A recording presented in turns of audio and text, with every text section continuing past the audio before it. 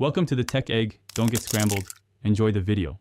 You start by making sure core tools are present, VS Code and Node.js installed.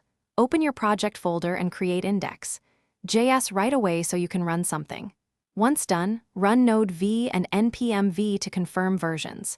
Install ESLint and prettier extensions in VS Code to catch errors and keep style consistent. Make sure the workspace has a package. JSON, if not, run npm init so linters and scripts can be added and executed. Now you configure the workspace to be productive. Add a start script to package. JSON so you can run npm start. That clarifies how your app runs. Next, open the Run tab and create a launch. JSON entry for Node launch so breakpoints and step debugging work. Use an attach config if testing remote or containerized code.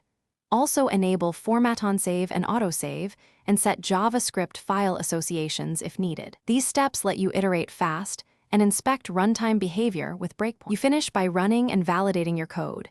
Use npm start or node index.js in the integrated terminal and watch the output.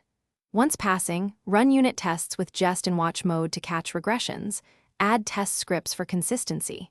If something fails, pause, inspect the terminal error, check ESLint problems panel, and set a breakpoint to step through execution.